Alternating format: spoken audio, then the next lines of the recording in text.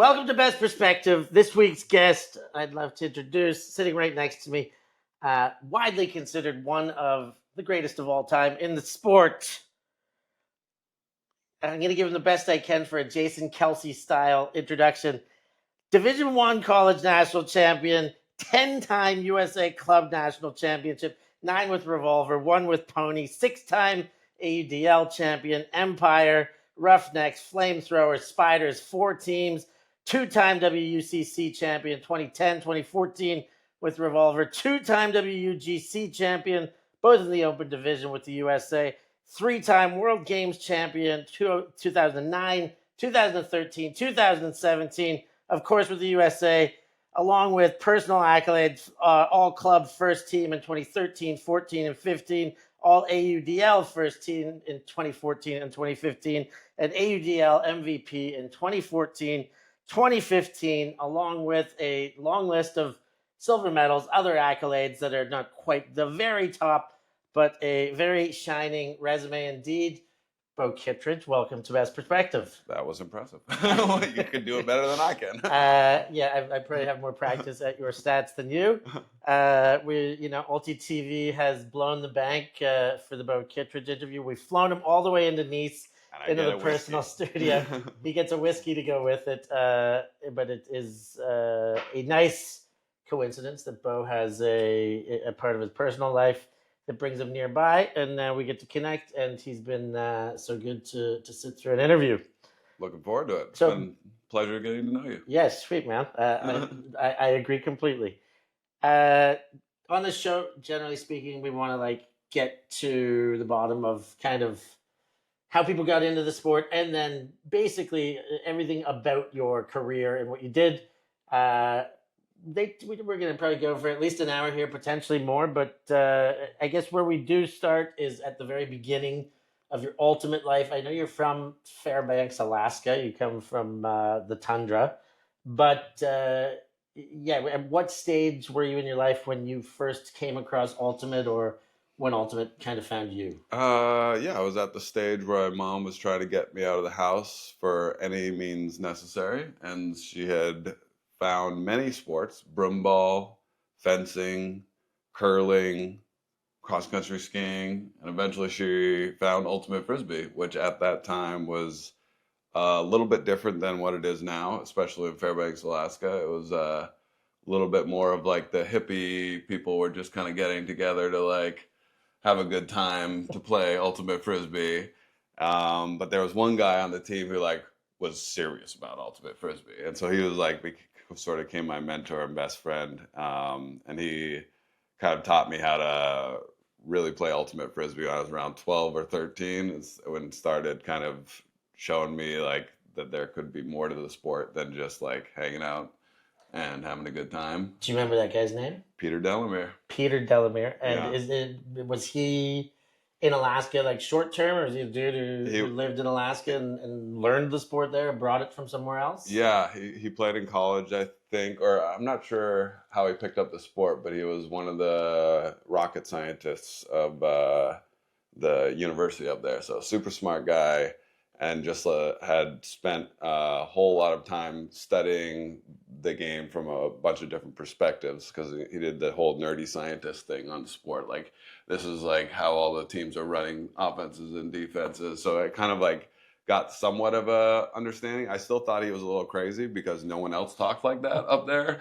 And I didn't think it was still a sport until I actually went to the lower 48 and went to a couple tournaments. And one of those tournaments happened to be against the team of ex-CU Boulder alumni, and they were playing against myself and this Peter Delamere person, and we basically beat them by him just hucking to me over and over and over. And they were like, dude, you need to come play for CU Boulder. You're going to be phenomenal. I was like, I've never wanted to go to college. I was like, I don't know. They're like, we'll get you a scholarship. We'll pay for your school. We'll get you in, anything you need. I was like, well, that's kind of a cool offer. And I do kind of like ultimate frisbee, and I don't really have anything going on in my life. I was kind of aimlessly wandering the world, without really a purpose. And I felt like it was just the right thing that called to me, and I was like, all right, let's make it happen. Amazing. So if you think the lower 48, you're talking about the 48th meridian or whatever. Yeah, that's what the Okay, so Alaskans call the rest of the America. Yeah. And so, what, there was a tournament, and In Peter Boulder. helped organize to bring a team from Alaska to Colorado? This was, I happened to actually just help him move from Boston to Boulder. And we had just arrived, and he's like, hey, there's this Savage 7 tournament, which for me at that time was perfect because all I wanted to do was run around the field, and like making someone cover me for an entire Savage 7 tournament was my dream, because like people would get tired, and then I was like so full of energy at age 20. Okay, so this is 8 years after you first started. Mm-hmm.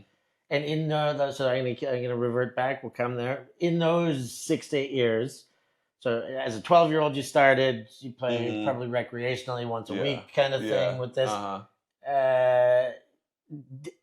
Like, how did that progress before this tournament? Let's say, like, was there a league? Was it just playing with the same old people? Like, pick up every week? As I grew older, I grew obviously more. I grew from being like a tiny. When I turned junior year, I went from being like weighing 90 pounds to growing up and becoming like 6'3", all within a year. And that kind of obviously changed my athleticism and how I played the game. And that was maybe, I guess, like as we got more serious, like the Ultimate and Fairbanks got more serious. So by the time we left, there was actually like leagues, and people would come to tournaments, and we were like flying. We would try to go down, and we actually like beat the Anchorage guys, which had never happened. So we were like, I don't know, it was cool to like build a little community of Ultimate players. I think that's one of the coolest things about Ultimate is like you can go anywhere,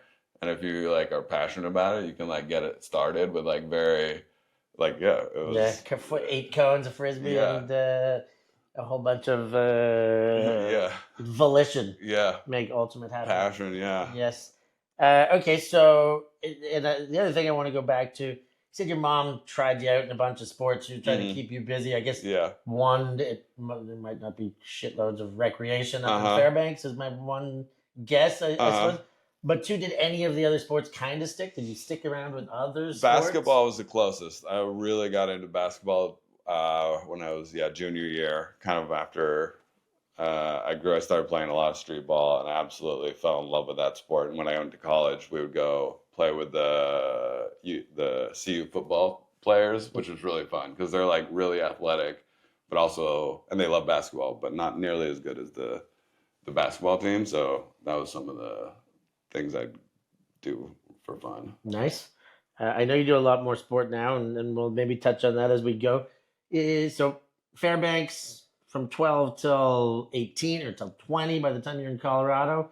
Did you stay in Fairbanks that entire time, or no? Did you move around a bit? Yeah, I left Fairbanks when I was 17. Wanted to get away as fast as I kind of could. I was kind of done with that small town vibe, and I picked Paris, which I thought would be an amazing experience because everybody, talks about how beautiful and wonderful Paris is.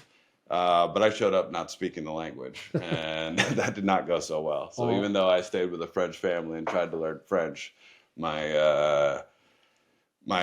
idea of being able to win people over easily was blown away when you couldn't speak the language. Trop difficile. Yeah, trop difficile. So I kind of ended up with like hurt feelings that the world wasn't what I thought it was going to be, and kind of crawled back to the U.S. with my tail between my legs when I realized. How long was the stint in Paris last for? 6 months? A year. A year? Yeah. Okay, right. You toughed out a year still. I know. It's tough at 17. It was tough to learn that I thought it was, I was like, if I put my mind to anything, I can accomplish it. And it turns out learning French was not one of those. I hear you. It was a slap to the face. I've had that same slap. I've been here for 7 years, and I still... okay, cool. So then when you came back to the States, did you go back to Fairbanks, or was this about the time you helped your friend move? And I think I jumped around. I was in Ireland for a while, lived in Hawaii for a while, the East Coast for a while. I think I went back up to Alaska for a couple months and tried drill rigging, which is like where you bring the truck around and drill down into the tundra and try to find things for people. So like if they want soil samples, we'd go do that. And you do one winter of that and 40 below, and you'll remember like, no, Yeah. I was not built for this weather. Right. I've learned one thing I don't want to do. Yeah, yeah, that it was real tough. Yeah, Alaska living is pretty tough, especially if you're working outside. So yeah, I went back down to the U.S. and lived with my friend in Boston. Yeah, And then this is when you ended up taking up the CU boys on the offer. Taking up the CU boys, and it was the best thing that I think I ever did. Okay, so let's go into your college career. You were pretty immediately successful as a team. You won in your first year, in your rookie year. Yeah, that was kind of I don't suggest doing it that way.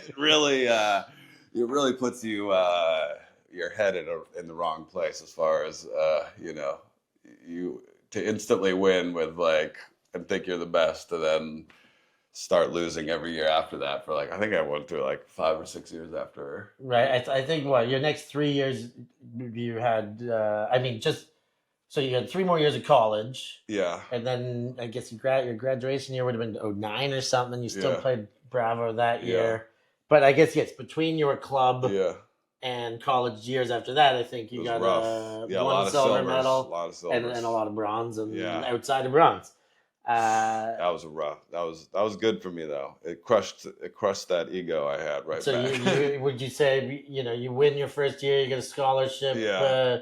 Your I'm hot like, young yeah. rookie, your head was fucking flying high. I'm like, be the best. I'm the best. You know. So okay, the Callahan video that came out, which was one of the first thing I saw was Beau jumps over a guy back in the day, but this Callahan video where we're gonna make sweet passionate love and make winning. Yeah. Is that in first year? That was first year, yeah. Okay, so, and this was like one of the first years of the Callahan competition, I believe, as well, or certainly when they were using videos to. Yeah, I really liked it. I thought that was one of the cooler things. I don't know. I'd seen some of them. And I was like, this is a really cool idea for Ultimate. We need to like definitely keep this tradition going and like try to like make really cool ones. And we had like a couple people that were in the film department and the audio department that like knew how to edit and put film together. So they were like super jazzed to do that. So that was really fun because it like. And now the videos are incredible. I love seeing like a really cool Callahan video. All right, I was gonna ask, do you still kind of follow? Yeah. Every once in a while, like the videos come. I think, and I try to keep up with some Ultimate sometimes. But okay, cool. We'll talk more about that as well. So Colorado, you played Bravo, you played Mama Bird, you got the early championship. What was like? Did you feel like it was a lot of the same teammates, or was it totally different clubs and club cultures between college in Denver or Boulder rather and club? Like playing Bravo and playing Mama Bird, was it like a big step up to be playing Bravo? It kind of was for me. I think like I definitely the first like year or two, I just don't know if I was ready mentally. Like it was still like learning a lot. I was still learning a lot about what the sport actually was. I had the athleticism to some degree, but the way the game was played is there's like levels to it, and like the college level is definitely a huge step up from what's being played in Fairbanks, Alaska. And so it was just a lot of learning and like feeling comfortable and confident with throws under that amount of pressure. Like I think the cool thing about Ultimate is like how it comes down to like just being so comfortable under the tightest pressure as like the game gets more and more hard. That's what you're doing is like being able to like not make that mistake under like duress every single time and make that throw every single time and like not be worried about what the score is or if you're losing or like whatever the pressure from the crowd or the audience or in your head. And that's like so when I was young I still had to overcome that because I still wasn't confident enough to be like with these players that are supposed to be like, oh, this is like Alex Nord, he's like the best to ever do it, like you're gonna have to cover him. I was like, I don't know if I'm ready for all that.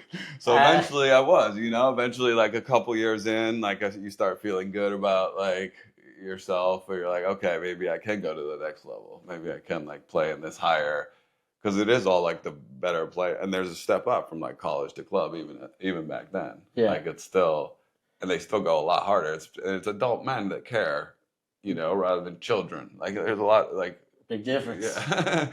I get a few follow-up questions with this. One, kind of who were the mentors or leaders of both CU and Bravo in your years when you were there? And then my second one is kind of like, who else was on that list of these Alex Nords? Obviously, there was a lot of great players, but when you kind of entered and, maybe you entered cocky, but then we're like, whoa, like, that guy's really good. Yeah.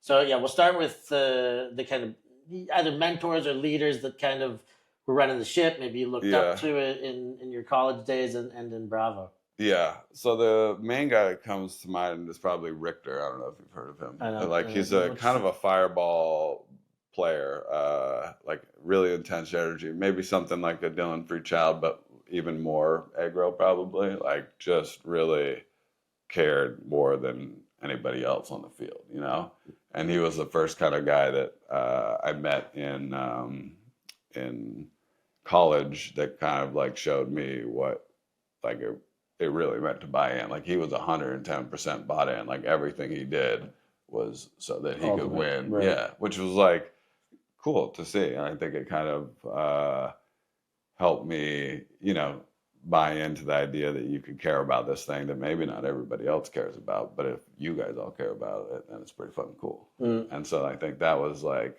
he was a big, and then there's this other guy, Parker Bear, who was one of the best throwers I had ever seen. And it was like blew me away how good he was at throwing the Frisbee. And I was like, I want to be able to throw like that. Right. I never could. No, like nobody could, like his wrist, he could throw, he was like before some of these more well-known names, he was like the person who just had like that upwind, both flick and backhand through like any wind. Right. Like just perfect snap and Bear, form. Parker. Yeah. All right. Parker Krug. Parker Krug? Krug. Okay. But his nickname was Bear. Krug. Yeah. All right. And then, so these are both CU guys. Who was kind of running the ship at Bravo at that time? Were they both? Were they crossover? They played Mama and Bravo? Yeah. There was some crossover. Will Deaver is probably the one that was most influential, or at least was like when I first got there. He was like really into. He also was like, I don't know, as you may know, he's part of the USA. Yeah. So like back then he was running Bravo, and he was another guy that like in his own way was. Yeah, like cared so much about Ultimate, obviously. It was like really, like, the team was really, definitely a step up. In some ways, and not the right way. Like, I think we did some practices that were just, like 8-hour-long practices where I just don't think that's healthy. And I think the science is changing on that. But, like, they were really bought in. Right, like, whatever they think it takes, even though they hadn't quite figured out what it took. Right, they were going for it. They were going for it. And okay. That was another interesting problem to solve, because I think you don't know your place when you're like a young kid coming into a team where you may be the best, but you're only 22, right? Mm-hmm. And you have all these adult men who are going to like look at you in a way of like, you haven't earned it, you haven't proved it, you need to like what have you done? Earn your keep. Like, yeah. And so like your voice doesn't really matter because you're just a college kid, but like the college kids were probably the ones that could have like brought a championship but the older generation wouldn't really let us like. It happens a lot in Ultimate, I think, up, where they, especially because there's coach captains, maybe guys are still on the field and calling the shots. Right. They call their own number maybe a bit more, and you maybe have some high potential young talent. That's okay. I feel like that's something that I've definitely seen on other teams as well. Yeah. So interesting to hear. So maybe would you say that there was a sense of untapped potential? Like how good did you think you were in those years? So you won your first year.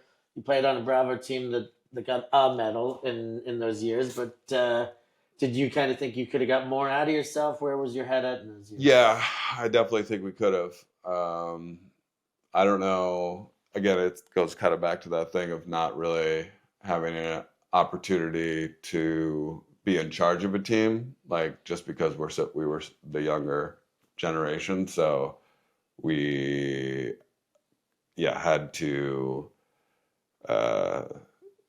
we were only allowed to give or like input so much, and so that was why I think I ended up going to San Francisco to help, because I wanted to be part of a team that was just more starting out and hadn't done it. Like, I think once the system is in place, I got better at it, but once the system is in place for an ultimate team and the culture is in place and like how things are done, it's really hard to like get that to change in a way that like to get them to win. Like it's sometimes the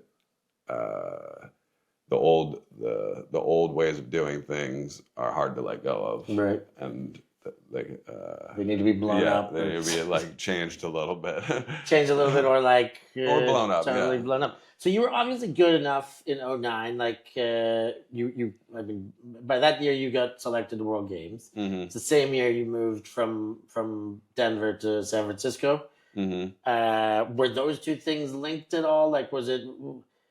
I guess a multi-part question again. Was there any frustration like with Denver that was causing the move, or was it mostly like, did you have an invite to San Francisco? Yeah. Were there greater horizons? Did it have anything to do with World Games selection? Then I'm going to ask. No, I'll let you get that one. I got more. Well, one of the main reasons was what my best friend at the time, Martin Cochran, who I absolutely loved and just would follow anywhere, decided that he needed to go to San Francisco. I was like, well, that'd be a great person to go with. Yeah. Like, it'd be fun to see San Francisco. And I do think I was frustrated with Bravo and like didn't know how, like at that point in my life, I didn't know how to communicate to people where I could get them to like buy in without, like, I think I was just lacked the vocabulary on how to get people onto a different page, right? Like some potential like fearing confrontation, just like you just didn't know how to do it, right? You're like, and they're like so steadfast. If some people, and like you don't know, I don't know, you don't want to like it is their thing. Bravo was built by these people, right? It's their program, so it's like I feel like they should do what makes them feel right. Okay. And so like, that's one part. Yeah. Your friend's name again? Martin Cochran. Martin Cochran. Did he have an index? So, correct me if I'm wrong, but 2009 was also the end of Jam, start of Revolver era. That was the year when I moved there. They invited me to play with them. And with Jam? With or Jam. With Roll? Okay. I lived in a Jam house actually with two Jam players. Okay. Damian Scott, another legend of the game. He was like, it was his place, and I don't know. I just really liked him a lot, and ended up living with him. But the way they talked about Jam was similar to how Bravo talked about it. It's like an institution that they had built around like certain ways of playing the game, which I didn't necessarily agree with, because they were like more of a, I don't know, like fuck everyone else type team, like in a very aggro, a little bit like like there was a certain style that didn't vibe with how I wanted to play Ultimate, and even though I loved the guys separately, like them together as a team, they just had this culture that was like, it just wasn't over fun. machismo kind of. Okay. Yeah, it wasn't really fun to. I mean, old school Ultimate kind of gets a tougher reputation in a whole, and so if you're saying this is kind of one of the tougher teams of the older generation, then probably and they were just going to do it their way. Like they didn't really. And so Revolver was a counter. Oh yeah, a little team? bit. I think so. Maybe. Did it end up killing Jam in the end? I eventually I think it did. Yeah. How many years would you guess they overlapped for? Like I don't know, maybe 2 or 3. Yeah. So, but it was another one of those things that was kind of fun, of like taking this new thing that we were building that was more for the younger ways of what I thought Ultimate should be, and like what the other, like there's a bunch of like smart Stanford kids who are down to like, you know, I don't know, they're also some of the most athletic they got a good combo, those little Stanford boys. Yeah. Athletic and brains. So yeah, it was really fun. It was fun to build a program with all these people that I really respected and really wanted to like do the best for. It was like very fan. Like it was like maybe the first time I felt like, you know, ride or die for all the people. Right. And So I'm just pulling up the Ultimate reference again because I want to kind of see how Revolver went by that time. So in your first year, this time you guys silver medaled. Is that right? 09, you get the silver, and then you go 3 in a row, 3 golds, silver. Oh no, oh yeah, including a next gen tour win, and then another 2 in a row, then a rare 5th, then another 1 second, 1. But like pretty much every year except one, you were in the final from 09 to 18 and won more than 80% of those games. yeah. Those seasons. So, I mean, I guess talk a bit about the new culture. You did a bit, you touched on it. Like, now I guess I want to know, like, who were the main guys that stayed longer? Like, I look at Hall of Fame lists of Revolver players, and there's a lot of guys that have, and you have 11 seasons with Revolver, and you are equal 7th. So there's 7 more people or more that have more than 11 seasons with Revolver. So a lot of guys that like stayed and played a very long time there. I don't know. Are some of these the guys that made this culture, or I think it, like what I was saying before, how hard it can be to shift a culture. I think when we came in, it was such the people. There's maybe a guy that exemplifies it is Nick Handler.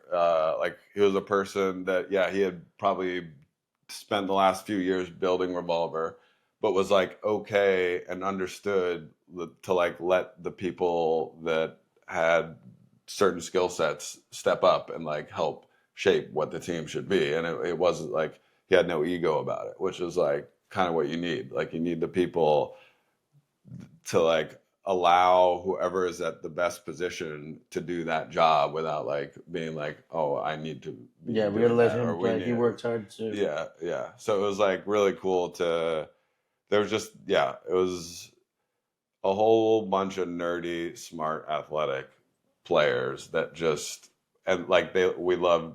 Yeah, we would just sit around playing, you know, the nerdiest little board games and designing Ultimate, figuring out how to, you know, do this thing that we really were passionate about. And what were your trainings like for these kind of teams? Like for team trainings, and then what would you start taking on at this stage as individual trainings? I think this was like, when I really wanted to take a bigger role in making sure that the team was trained. So I had been training with a lot of really incredible track athletes, like one of the 400 meter Olympic, he like came in 4th in the Olympic trials. So he's like one of the fastest people. So I had learned a whole bunch about like training for speed and training for jumping. I like trained with the Olympic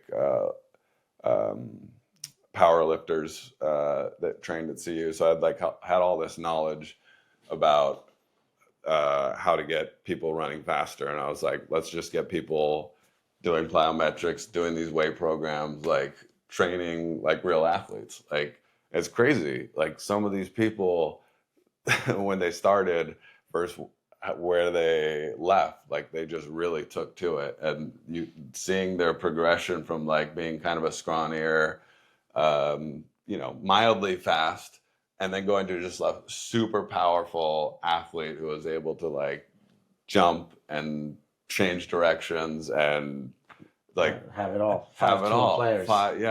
It's phenomenal. So you took on a lot of the training leadership responsibilities. Were you an outright captain of the team? Did you find yourself really as a particularly vocal leader? I still wasn't that vocal. I was vocal in some ways, I think, back then, but more vocal we had a really good system. One of my really close friends ended up becoming Alexander Geskier, who I believe should be Hall of Fame this year. Like he was probably the best coach I've ever had. He was your World Games coach in 09? Yeah. He was like so And- perfect at what I was describing before, of like listening to input and being able to change.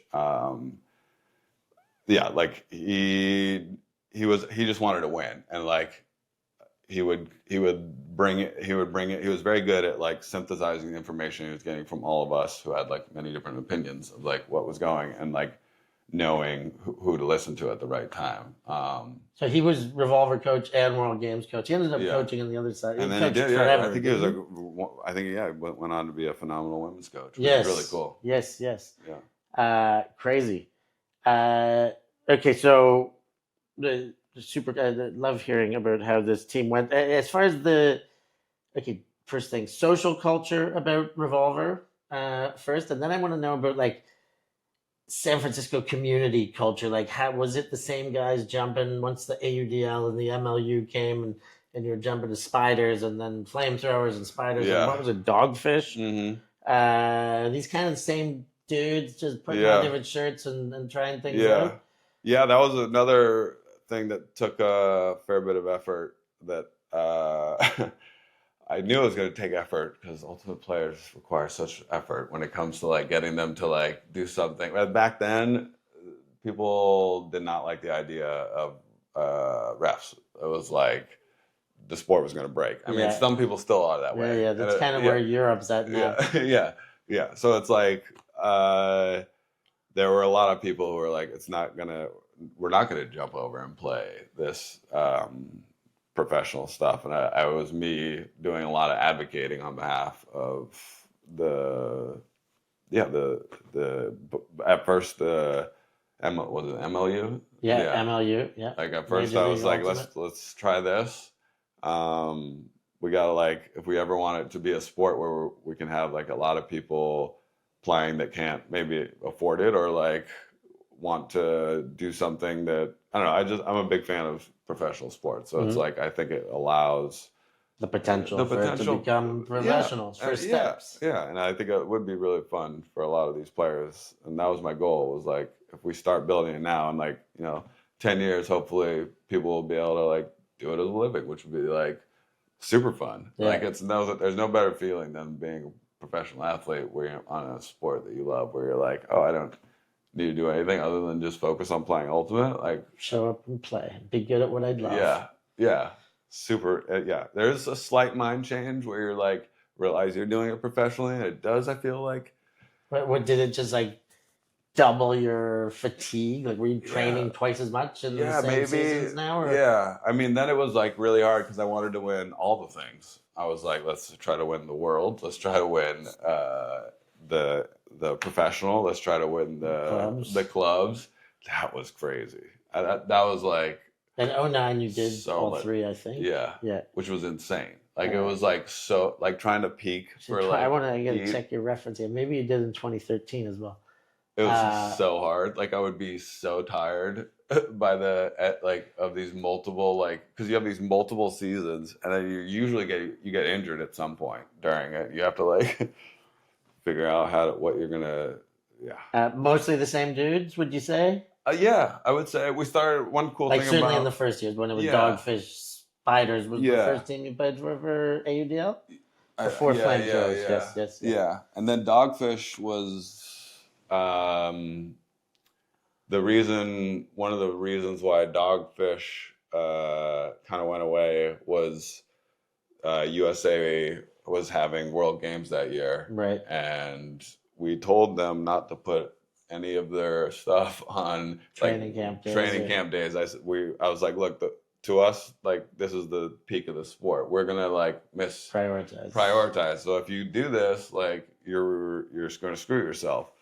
And they were like, okay. And then, sure enough, they scheduled it as finals during one of our, I think it was even just a practice. And we were like, we can't miss the practice. We're selected to represent USA. Yeah. And the dude that ran MLU at the time bitched at some of my players in really aggressive ways. We're like, we're not playing for you. And I was like, you can't talk to the people like this. This is not. I mean, athletes are the product always. Yeah. Certainly in a day like that where there's not much money that can manipulate. And there wasn't enough. Yeah, and so that was and that was also when I first met Rob Lloyd, who was like one of the first guys I was like, oh, this guy has a chance to like actually make Ultimate into something, because he has He's the owner of the Rush franchise and a big part of the league. huge, is that right? yeah. Mark I mean, Lloyd yeah, is his son. yeah, Who's exactly. An And I'm incredible a big fan World of Games player. Yeah, I think like knowing Mark so well, I was like, this is these are good people. Like I love Mark's game. I love the way he plays. Like he's just a good dude. Yeah, he's an awesome player. Yeah, he's an amazing player. Like some of his highlights back in the day, I was like, wild. Sick. So San Francisco, like one of the greatest legacies ever. No, hang on. Where am I? How much of your life could you dedicate to Ultimate these days? No, I'm not ready there. No, in these days. Sorry, back in these days.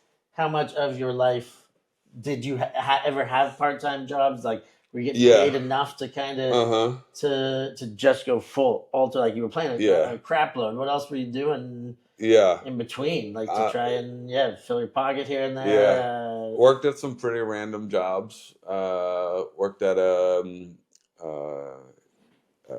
CompUSA, selling computers and stuff like that to older people that we would then upsell them the protection plan that did absolutely nothing. You're going to need this protection plan too. Yeah. I mean, actually $59. Yeah, exactly. Oh, man. I felt so bad for these people and then after a while I realized I just couldn't do it anymore. Because like you're just basically, like that's where they were making their money, was on these protection plans. Mm-hmm. I was like, I'm just taking advantage of my ability to convince people to do something. Not a good way. Classic. Okay, so you hustled a little bit. You're taking did a job. Worked at a shoe where people try on shoes and run into shoes. So I'd be like, hey, I had to learn how to tell people to buy shoes. Right. Talk about their running. Use your athletic knowledge, and then that was a little fun, salesman on. Yeah, but then once I figured out how to like do Ultimate full time, then I just switched to. So you had I don't know. Nearly a decade of maybe playing Ultimate and doing enough to live professionally. Yeah, I was living in garages, so I definitely wasn't living the most glamorous life. But you're living what I wanted to do. Yeah, in beautiful city. Except for Dallas, the year that when we went to Dallas, and Jim got us a house with a pool. Okay, let's go straight to that. That's only 2-question jump on my questions here. No, we can go back. We can back it No, up. I like it. Let's talk about Dallas because. What's his name? Jim Garnier. Yeah. He came in and kind of, I guess the way people would put it, wanted to buy himself a championship. Wanted to jump in. I think also, but wanted to blow the sport up. I think that was the part that was like, to me, the best. Like I've been brought in to win championships for people. Like I love doing that, but it's like I also love the people who want to like grow the sport in a way and like try to make it a much bigger thing that can like have its own culture and like live in its own ecosystem. He just wanted to try to do that in like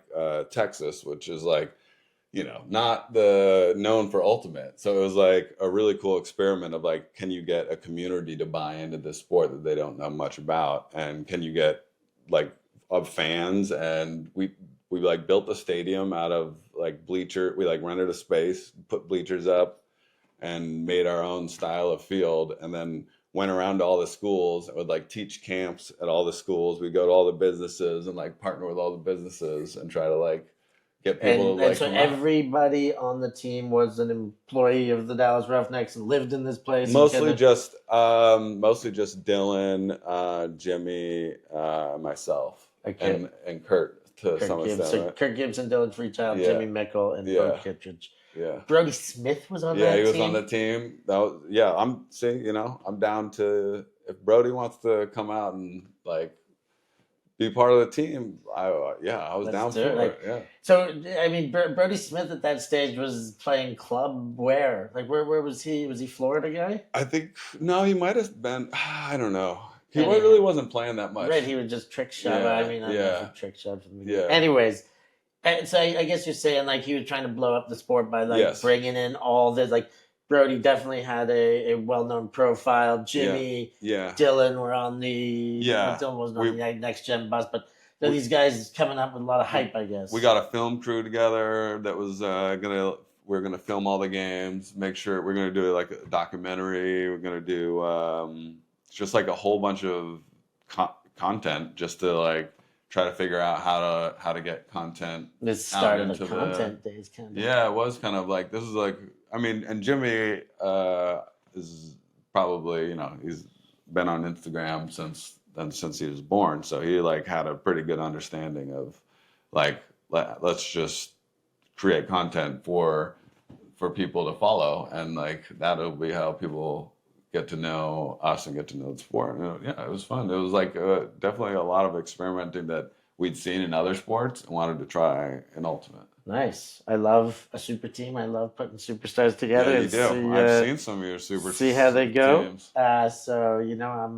that's why I knew all about it. I was very excited as a spectator. I think everybody's attention was drawn when this Dallas Roughnecks roster was first kind of announced. I was like, what the hell? That's like all the best players. Yeah. And you guys did. You won it. Dominant that was super season. Fun. It's one of the funnest.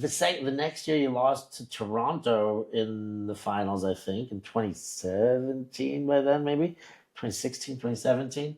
And then that was kind of it for the Roughnecks. Maybe 1 or 2 seasons after, like, did Jim take his foot off the gas? Is that what kind of happened? Do you know what happened? I don't know. I think it's like interesting the way teams can go. It's like I do think.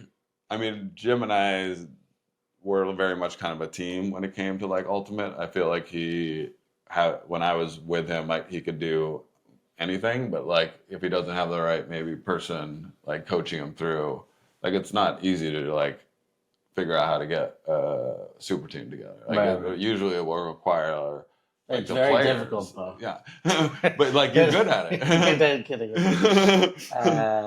No, but okay. It's not easy, right? No, like, it's not. Lots of teams have like tried, and it's sometimes they work out, and sometimes you go all in, and you end up with more questions. Like, how did that not work? Yeah.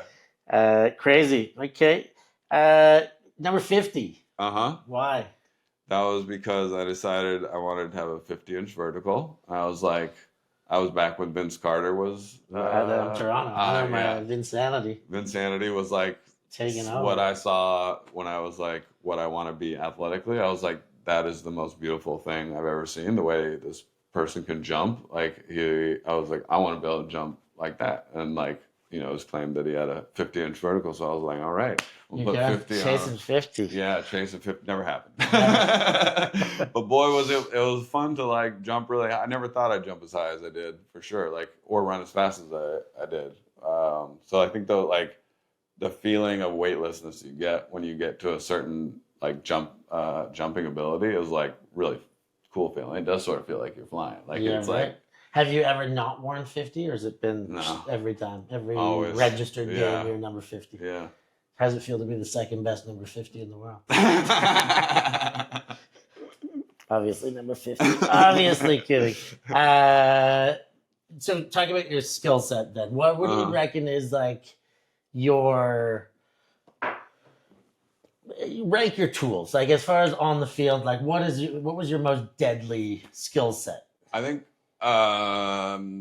it started out with athleticism, and that didn't really work so well. And then it worked. I was athletic, but I didn't win championships like we discussed. So then I think I switched to a more team-orientated approach, where it was like less about me, more about the team. I think that was like kind of the biggest thing that I got good at is like, how do I... So your asset was kind of being the guy who brings the team together. Yeah, and like figuring out, like how to like get the best out of like all of the players. Identifying everybody's kind of skill. Yeah, and like lifting people up and like making sure that like, I think I was able to like always get the best out of the people around me. And like, it's been really fun to like go to these teams where it's like, you go to a new place, like we're saying Dallas or even New York. It's like you show up and it's like you see all this talent, and you're like, now how do you like manifest that into? And so that you believe like not only you would bring, go to a new team as such a well polished player, and you go and you obviously bring your skill set, everything that you've got, but you also believe one of your strongest things was Absolutely. letting people use theirs with you a part of a unit. Yeah, like how do I get the best out of like the players so that we can all do something. Yeah, we can all do. And like sometimes it's everybody's different, right? Everyone requires a different touch. Where it's like you need. It's like, but you do get good at figuring out how to like get the best out of the player and like put them in a position where they're gonna show up in a way that they might not have unlocked yet. Mm-hmm. So it's like getting that the players to like unlock that next level. I think is the thing that I like to try to like pride yourself on. A big an asset you had. Mm-hmm. And then when you do break down your personal skill set, speed, jumping ability, or reading the game, reading the disc. My disc reading skills improved a lot over the years. Like they were okay. I think it's pretty cool. That's a pretty cool thing that I think people. I don't know if it gets talked about a lot, but it's like is really an important skill set to learn. Like you gotta like, and it is something you can learn. It is for sure. But it's reps. Yeah. Tom Regacki once told me that Tom Regacki, great Australian player, who played against Beau and matched up in a couple of those World Games. But he once said that, Beau's good. He does everything well. But what his biggest, unguardable is his straight line speed. He's like, he would just be, I'm a tall dude, long legs. Yeah. I move all right. But like he'd get, the first step and then he'd just stretch away further. And you said that you did some track and field training. Yeah. But is it something you tried to exploit? Like you recognized you had steps? Again, I had there was a switch where I went from caring a lot about that to like not, because of, I don't think it mattered as much as figuring out the other stuff. So I spent less time trying to just beat people with speed and more time trying to beat people with knowledge, basically, or like understanding how. I think also like one thing you get really good at is learning how to play, like I was saying, under pressure, and learning how to deal with very difficult circumstances and not crumbling mentally. I think that's like eventually, if you want to win championships, that's the thing you have to be good at, because like when it comes down to it, there's always these moments that you can take to win the game, and you need to be able to step up in those moments and almost demand the disc and demand like the way that like run the system in a way that you are going to take over, basically. And those moments you have to be like really mentally strong, because it's like those are the moments with the highest pressure, and it's like that's what you play for. Is like, because at first you don't succeed at those moments. You mentally, something happens and you pull away, you get scared, or you drop it, but the more you do it, the better you get at it, and then you're able to like more opportunities you get to do it in more important games. Yeah, and that's what you see, and that's what I think, like I said, about Ultimate is so cool, is like it really does come down to that. Like, who's not going to make those mental mistakes? Like, amazing. The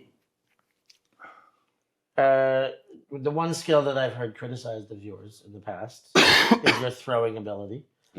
I've heard people say that you're safe. And but that mostly is what, and I guess rigid is what I've tried, like mechanically.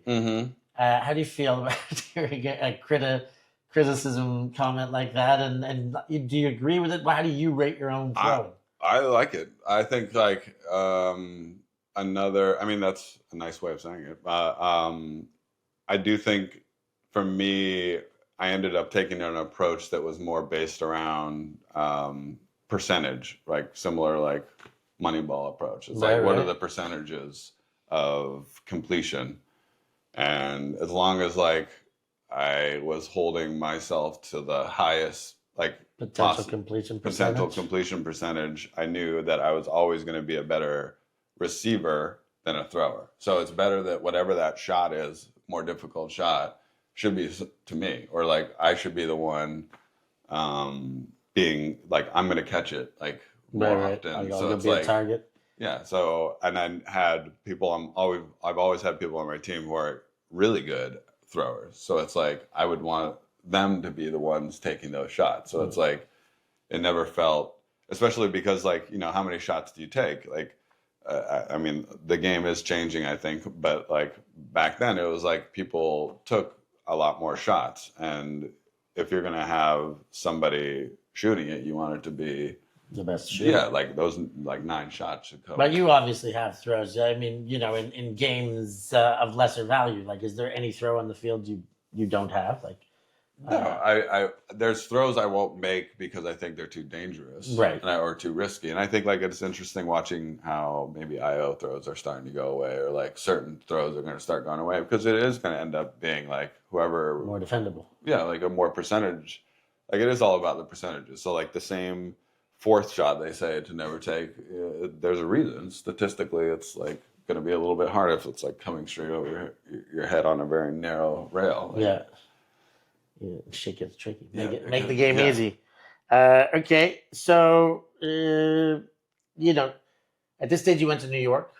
Mm-hmm. We're still kind of in a small chronology, even though we're going off in tangents. Mm-hmm. New York was like the tail end of your club and pro career. You played the last 3 seasons there. You won in both. You won another championship with Pride, or Pony, sorry, and another championship with Empire. You still live in New York. I love New York. But what was the prompt for the final move from, I guess, Dallas? You did go back to San Francisco. And then New York. Yeah, I helped San Francisco win a championship. That was cool. That was fun to like go back and then play for the other team and then win a championship against the other with the flamethrowers. Against the Spiders. Yeah, that was nice. To beat your old crew, you beat your old boys with like a new lot. Nice. That was me, guys. I'm the difference here. Quite literally. Okay, cool. And then why New York? So I fell in I mean, Paul Stevenson's, who's the owner, and Matthew, who's the son, approached me, and Barbara, who's the kind of the general manager. They just like proposed to me an offer that I was like, this is exactly kind of what I want. Same kind of feeling that I had towards Jim. They're like, we really want to make the sport into something. And they had the means to do it. And Matthew, the son, is like, you know, one of the biggest Ultimate fans you will ever meet. And so having people like that, I think, is how you figure out how to make this into something more. So it was like super fun to like. They gave you a tap on the shoulder and like recruited you. Yeah, like, hey, we want you to be in New York. Yeah, and it was like kind of maybe like the final thing I wanted to like. I was like, let's do it one last time. And so you knew you were getting the tail end of your career. I thought it was going to be my last hurrah. Okay. So I was like, I really wanted to go out on a bang of like. How old were you in that? That's like 2016, 2017, or 2017, 2018? I don't know. And about 35 years old. Or probably. So, but yeah, I've already did my knee really bad. I was just hurting all over. Right. Like I was, ACL or just like towards just like all the injuries were finally like not taking any time off for like 15 years. Like it was really starting to show, and I was like feeling pretty depressed, like because of how, like, you know, my back, nothing would like every morning, sore, like, go to bed sore. Just did not feel like this. I was like, this cannot be what life's about. So I was like, all right, this is it. So you cranked it. So you got 2 championships. You won on both sides, and then I guess you hung them up. That's I think COVID made me hung them up. Yeah? I don't know if I would have quit. Were you gonna go? You think COVID made you hang definitely. Them up? I think so. But it like showed me what it could be like if my body wasn't hurting all the time. I was like. Also, it gave you a chance to recover. That's what I'm saying. Yeah. Okay. Yeah. So I think that was like when I realized I wanted to. Yeah. I don't know. I think it was like your body be easy. I think I also like burned out on Ultimate. I had talked and like done. I mean, every possible thing. Taught camps, like done for like 15 or 16 years. I'd given my life to like the sport that I was like, it's wonderful. It's beautiful. I love how much effort I would I'd do it all again. But it's Yeah. like I wanted to like do something else, Yeah. like with my life. There's other things, and I'm going to talk about other things in your life, but I'm not done asking you questions. I got a fuckload for you. So USA career, WUGC. You did Sakai and then London. Sakai was basically a championship team representing. When you went to Japan, it was basically Revolver because they won.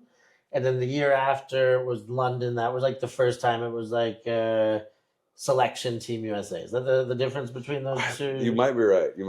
You do honestly, I think, know more than I do. I'm pretty sure that's the way it is. I think you're right. I mean, you guys won both of those, not with ease, but in kind of the U.S. World Championship style, where I believe both of those were unblemished, undefeated. You almost lost to Australia in Japan. There's a video about it called The Hammer. They were one hammer away from beating you, and you guys scored 2 in a row and won the game.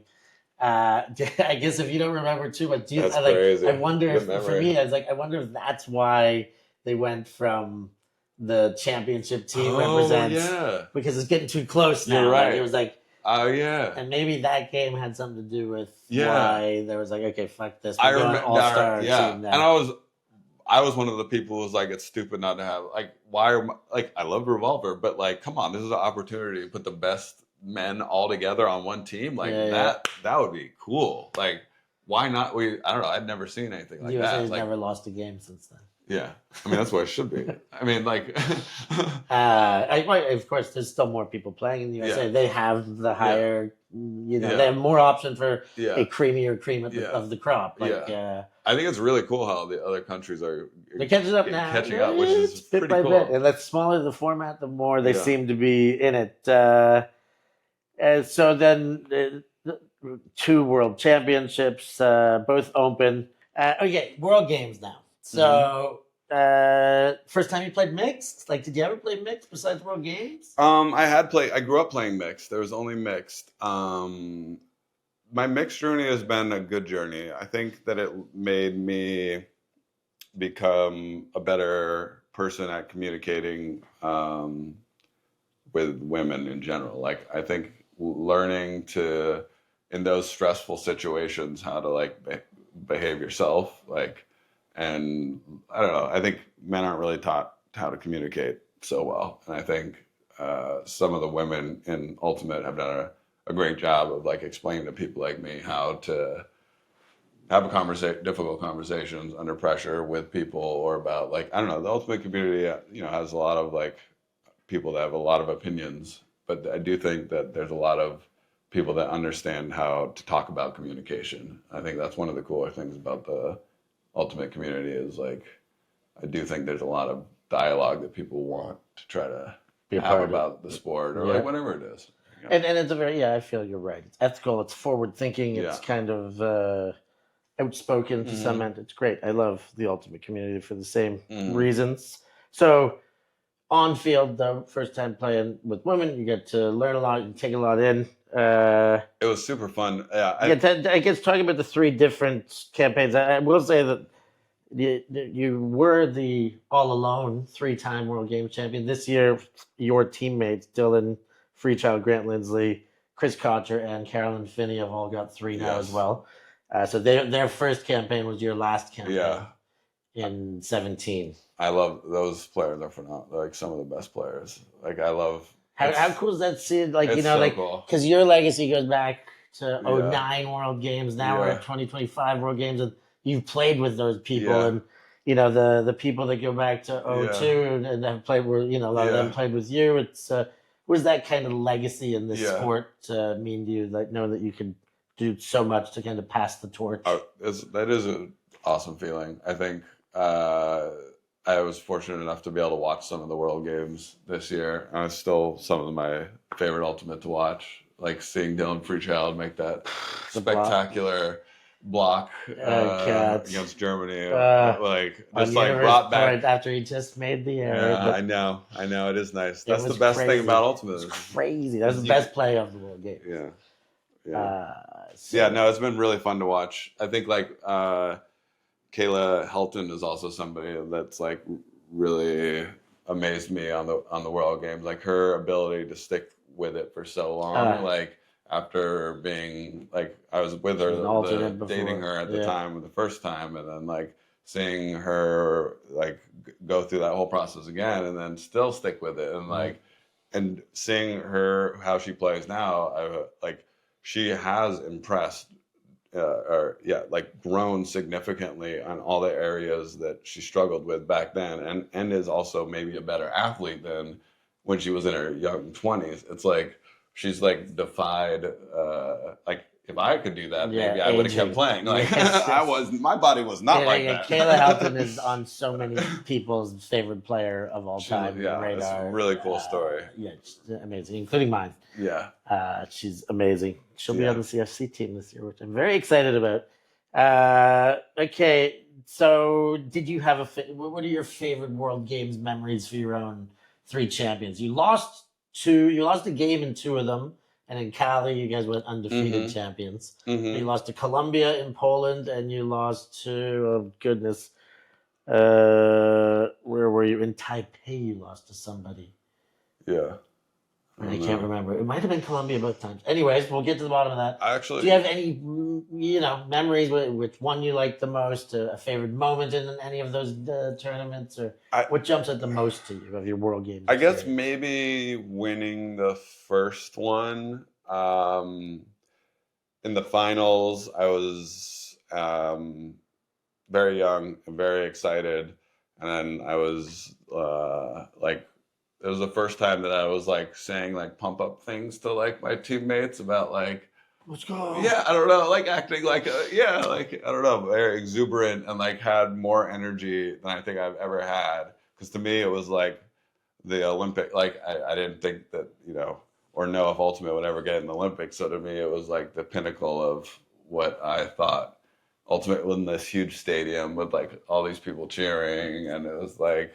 Beautiful grass, and you're playing against this amazing, I think it was Australia, and there was like, at one point there was like this throw that goes up where I was behind like four people. This is back when I was like, I did care about speed, so I was pretty fast, and like it just goes up, and I like have to like pass each of the Australian people who are like in front of me before I have to like make this really like diving. Maybe I didn't dive, I don't remember.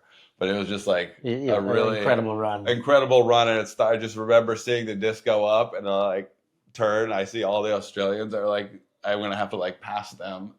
And the girl that was so fast. Like it was one of the fastest girls. Like I remember this. She was so like. Was it Michelle Phillips? Like, yeah, I'm pretty sure it was Michelle Phillips. She was so fast. Like. It was like the one person I didn't want to see. like yeah, I remember seeing these wild times. Big on your trophy case for sure. 3 World Games. Got like the pinnacle. Is that the? Now I guess you played so much club. You were like the beginnings of pro. Like what's the pinnacle? What's the most prized championship you have? Maybe the World Games. I don't know though. Like the ADL one means a lot to me, just because like there were, since I was I think 20 years old. 4 different teams. Does any of those stand out more as like the most? The best championship of those 4? With multiple times with a couple maybe yeah, I don't know. It's hard because they like all have different memories. Like some of them. Like I was saying, like winning the first one, in a stadium with, I think there might have been prize money. I think that there was like a whole bunch of, we had like raised like $500,000, I think maybe that year, for different charities, and I don't know, there was like a whole bunch of energy around winning this first one, because like since I was 20 years old, I was like, we're gonna make a professional Ultimate Frisbee League, and it's gonna be cool. And people, at the beginning would be like, it's never gonna happen. Like a lot of people didn't want it to happen. I don't think either. So I don't know. Resistance. Like seeing the thing that I wanted to happen since I was like a young boy was a really cool experience. So that first one, maybe, but in any sense, I don't know. And they all kind of. I'm putting words in your mouth. This is the first one. I'd not say that. Culturally, World Games. Last question on World Games. you had 3 years. We talked about the legacy. Like, what is it? But like the connectivity. Like, is there a way that you can define what Team USA does best culturally? Like, do they socialize more? Do they? I don't know. They party together. They read together. They do adventures together. Like, is there anything? Oh, I think they do more than that. What do you mean? This is a PG-13 shot. No, I'm joking. I want to know about all of the rated R kind of material. I don't know what goes on in Team USA these days, but back in the day, it was like we were very bought into like almost like a cohesion in a way of that I don't know if I've ever really experienced on any Ultimate Team. It's just like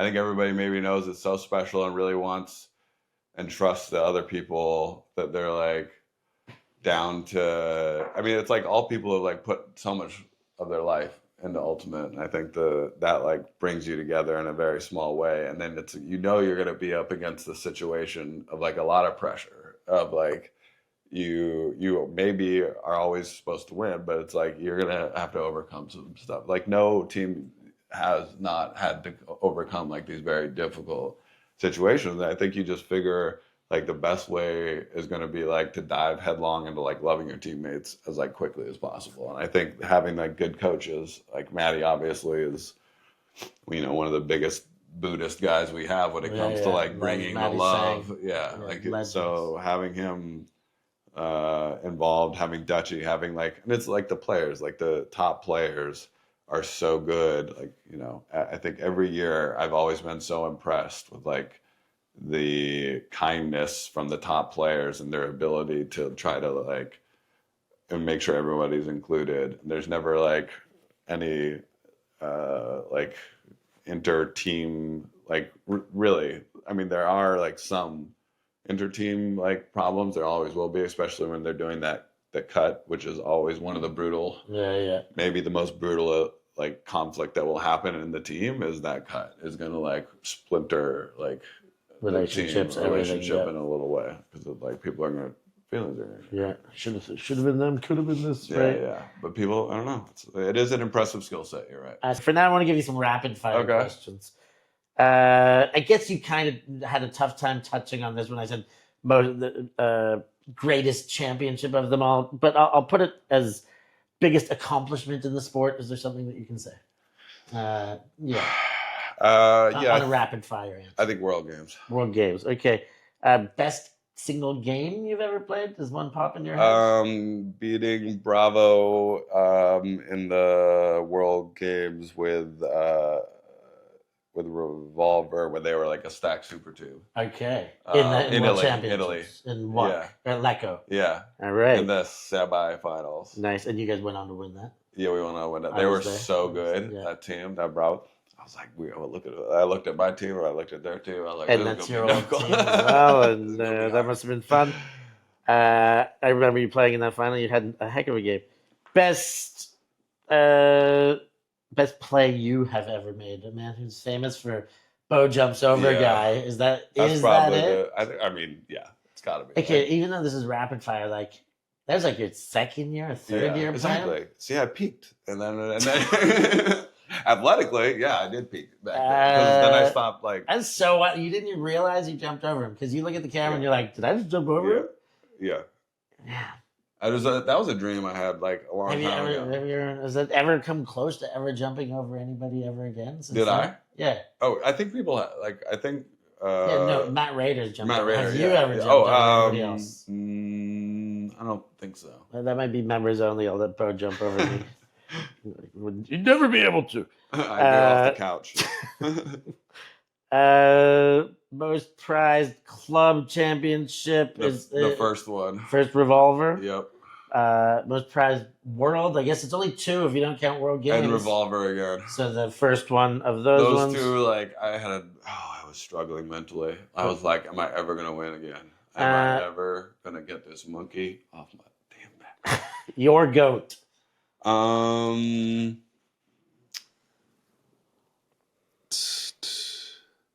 For me, the player I idolized growing up or like wanted to really beat was Mike Grant. Mike Grant. He was like awesome. yeah. I would He was love like to interview the- Mike Grant too. They were a Canadian legend, yes. He is Canadian. Yeah, he was like yeah. Did just you guys? so, You guys never crossed over in USA versus Canada game.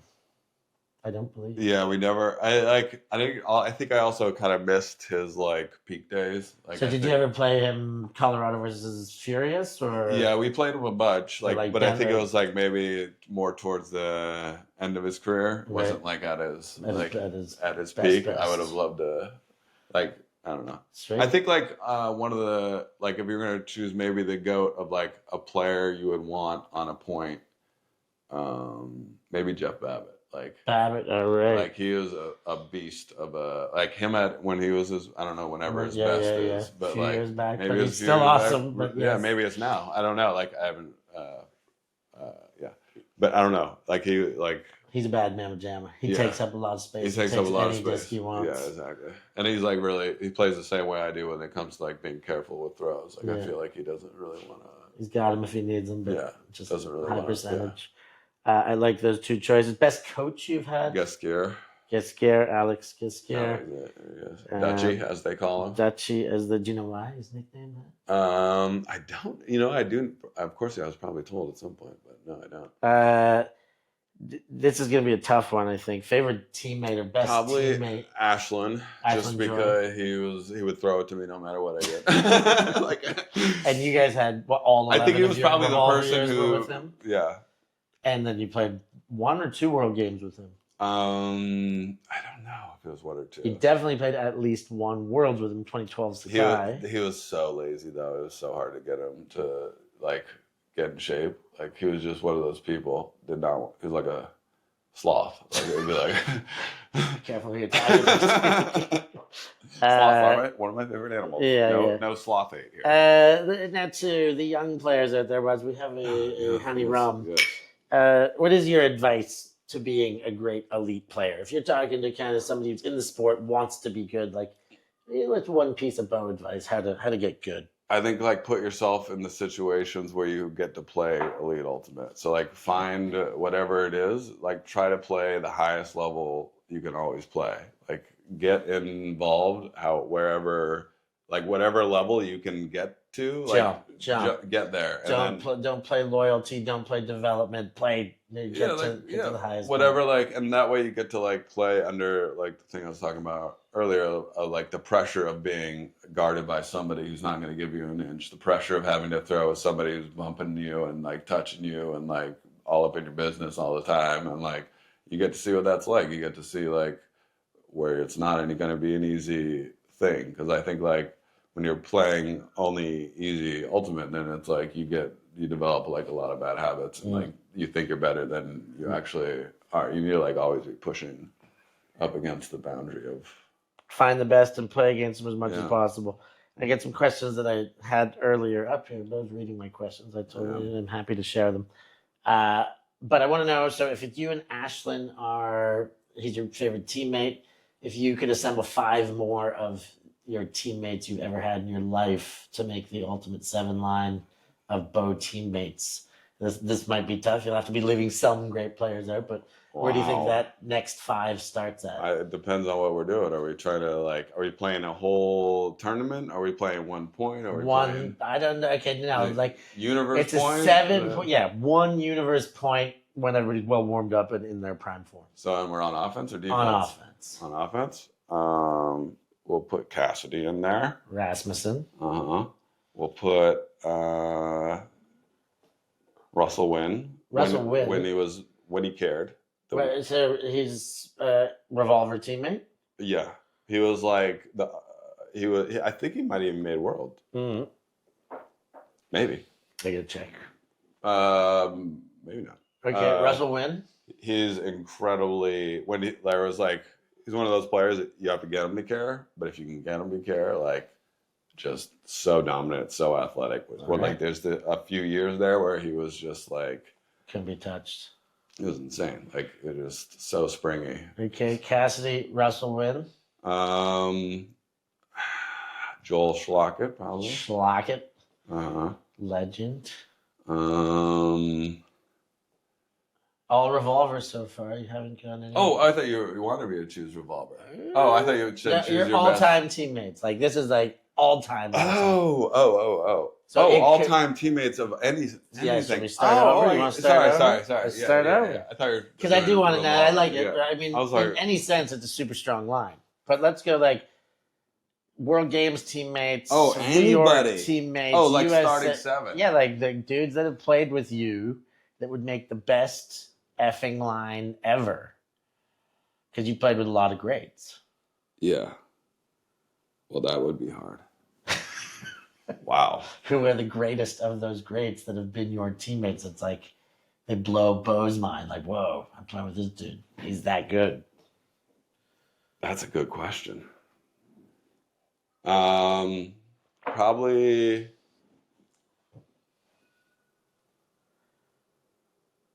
Jimmy Mickael and Dylan Freechild. Like those two, very sensible choices. Those two blow my mind.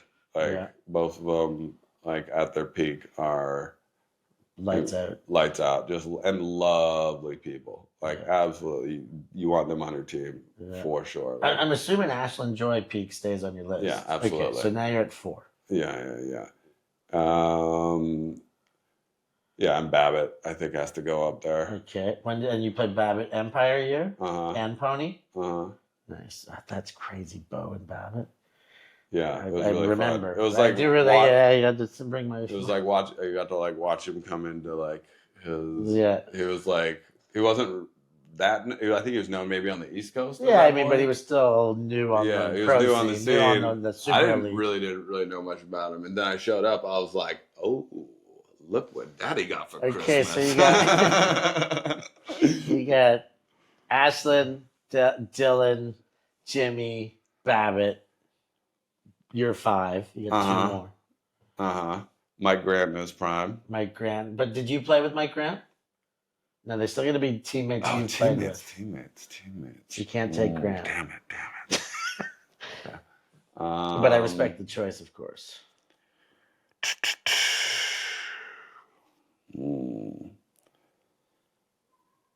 Maybe Ben Yacht. Ben Yacht, and so he would have been same era as Babbitt. Like it was his first years coming in there too. Yeah, he was awesome. When I first similar thing. I was like, okay, we can win a championship. But like those two, I mean, they're pretty unstoppable. Babbitt and Yacht. When they were when they wanted to be, they're still. Well, I mean, now Babbitt's in Boston, but they had done a lot of domination in New York Empire for a long time after as well. Yeah. Okay, last guy. Maybe Joel. I think Joel Schlockett. We need so somebody. he ends up being your kind of next best Revolver all-time teammate.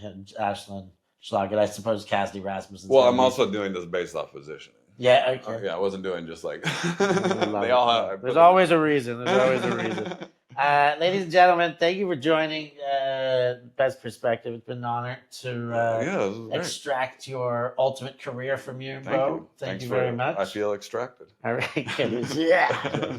Ripped it all out. Two hands. Make sure you tune in next time. We'll have more guests coming, as always.